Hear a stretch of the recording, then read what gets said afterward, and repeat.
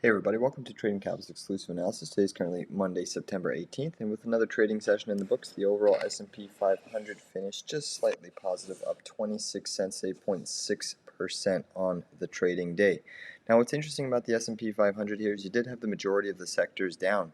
Looking at the all 11 sectors of the S&P 500, you had 9 sectors closing red today and only 2 sectors closing green. Energy and technology were the standouts showing positive strength today. If it wasn't for Apple finishing up 1.6% today, you would have likely had the S&P 500 go negative. If I show you the Apple charts, what's interesting here is you do have this beautiful upsloping trend line that you got rejected on at the daily chart. You did have a fairly decent amount of volume, trading around 64.29 million shares. So right now, this is a pretty big pivotal level for Apple. If Apple can't get a daily close, what this is going to signify is likely more downside. What's interesting about the S&P 500, you are in a short-term downtrend. The downtrend is seen by this 3-day moving average. And what's interesting about this 3-day moving average and how you've seen bear gaps form is you had this little bit of a bear gap down that had a retrace to the 3-day and got rejected. And then in this little bit of a downtrend spell over a 2-week period, you were really trading along this 3-day moving average, closing above and then getting rejected below, until you finally really got a 2-day close. What's interesting about this is you had this gap down from here, and then you had your retrace on this big red candle to the 3-day moving average, and you got rejected at the 3-day. So right now, there is some short-term weakness in the market that you have to be really aware of. And what's interesting is a lot of people are looking at this head and shoulders potential. It has not triggered yet on the daily chart of the S&P 500, but if you look at the S&P equal weight ETF, you can see that we are triggering, pretty much on the precipice of triggering this head and shoulders pattern. So what this is showing is that if you take the majority of stocks and substitute an equal weighting for each stock in the ETF, you're seeing a lot of weakness in selling.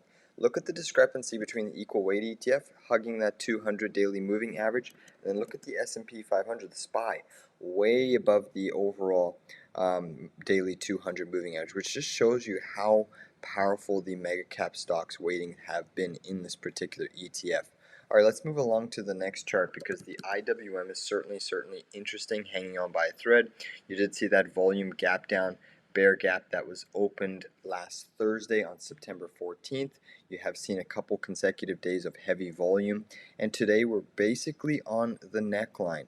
Will you get a daily close below that? If you do, it opens up the probabilities to significantly lower price action. This head and shoulders is a very big head and shoulders pattern on the daily chart, and if that downside is triggered, you could see a move down to 165. It won't happen in a straight shot. There's multiple support ranges in this consolidation chop over here, so it's not going to be a one-shot move to that downside target on the IWM, and it has not officially triggered as of yet. If you look at the QQQ is interesting because technology could potentially be diverging from the market, and we did see that earlier in the year where technology was just a powerhouse sector. And one thing we have to remember, if technology is ripping and moving higher, you have to respect that. Why? Because it does hold the highest weighting in the overall market. But right now there is a potential inverse head and shoulders on the QQQ. It has not triggered yet. You have not got a close above the neckline. Someone could arguably say that you had a potential breakout of this pattern over here, and you've had 2 failed attempts. So you really have to be paying attention. If this becomes a failed inverse head and shoulders pattern, you could see a big move to the downside on the QQQ. All right, what else is happening this week? Well, we have the Fed raising interest rates or potentially pausing interest rates.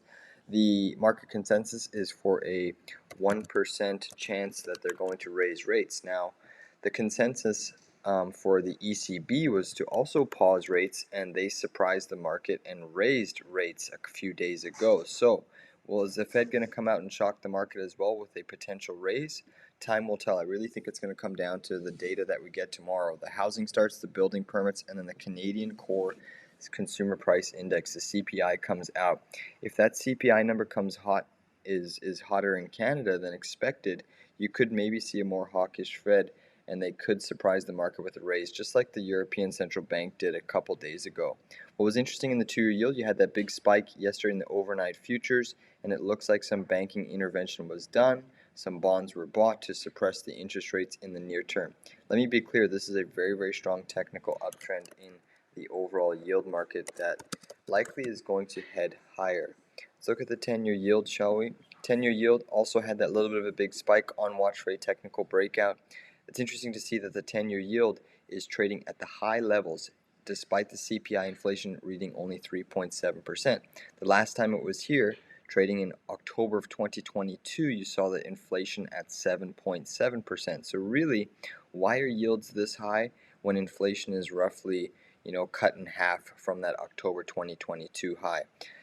The bond market is likely pricing in inflation becoming more entrenched, and higher for longer interest rates are likely going to commence. Let's look at the DXY, the Dixie. So the dollar is seeing some strength. What's interesting is the dollar really hasn't seen any sort of sell-off despite the European Central Bank raising rates unexpectedly. Now the dollar is still in a technical uptrend. I still have an upside target of around 107.93 on the charts, takes you right into that pivot high, but you could see a little bit more consolidation in this blue range over here that I have defined. So right now, if the Fed raises rates and surprises the market, you'll likely see a big pop in the dollar. What's interesting is when you look at gold, basically the counterpart of the dollar, gold has triggered this topping formation, which does signal more downside. Now, if you look on the weekly chart, that did get a technical 2-week confirmed close below the neckline, which does open up the probabilities that this pattern should play out even more, which means that I think the inflation is still going to be entrenched and could see higher for longer interest rates, and we maybe could see a surprise hike from the Fed in due time. Now, what's also interesting is you have to pay attention to this potential mini pattern on the gold chart. You have this left shoulder, you have this head, you have this right shoulder. If that breaks out, it likely takes gold back over $2,000. So right now, you have this larger pattern at play, and you have this micro pattern at play. Micro patterns can play out inside of a larger pattern, so we just have to respect gold at this point in time. I like to look at the GDX, so the gold miners, to see what is transpiring, and right now, you kind of have that inverse head and shoulders, but you're approaching that neckline very, very closely. Overall, my expectations is if that data tomorrow comes in hot from the Canadian CPI, as well as the housing starts and building permits, expect a very, very hawkish Fed. If you see that US 2-year yields start to creep back up and challenge the current Fed fund rate, that's when things get really interesting, and that's when Jerome Powell has his back really against the wall. So lots of moving parts in this market, and I do think that there's some important stocks to pay attention to that we have to really be mindful of. The fact that Nvidia, Apple, Tesla, they're all showing signs of a little bit of selling and weakness under the hood, despite Nvidia having a pretty strong reversal today. Let's look at some of the commodities really quickly. Natural gas and oil is on deck. Natural gas, full disclosure, we are holding a long position. Natural gas has finally got a daily close back above the daily 200 moving average. The last time natural gas closed above the daily 200 moving average was all the way back in November of 2022. This is showing that there's bullish market structure occurring under the hood in this commodity. And again, historically, if natural gas has a tendency to really diverge from the market, it's kind of seen as a flight to safety. Considering it is the most oversold commodity, you could see the indices sell off and natural gas continue to climb higher. A secondary close on the daily chart above this 200 moving average would be very, very bullish, and you could see some algorithmic selling start to switch into gear to buy this commodity on the long side. Oil is getting extremely extended. I'm looking to short oil. From a consumer standpoint, no one likes higher oil prices because it affects our gas and increases the overall inflation. If you look at the CPI, why it's increased over the last 2 months, it really comes down to energy prices. Energy prices in 2022 was the overall contributor for seeing lower inflation, but now it's on the exact opposite, where you're seeing inflation start to rise again because energy prices are continuing to soar. I have a short level on oil. Really, if oil comes up into this 92.45 level, tagging this trend line here, if you're a little bit more conservative, you can wait for the 50% retrace sitting at 94.87, give or take. I do think oil will likely see a pullback in the coming sessions, especially if the Fed comes out more hawkish, which I'm anticipating them to do so. On that note, I'm going to sum up this video here, nice, short, and sweet. Definitely be careful about the extra volatility. I think you could see some more degrossing heading into the Fed meeting. That would not shock me at all. Please give this video a big like down below, subscribe to our YouTube channel, and definitely check out our tradingcapital.ca website for more research, insight, and trade ideas. Take care, everybody, and we'll see you on the charts a bit later.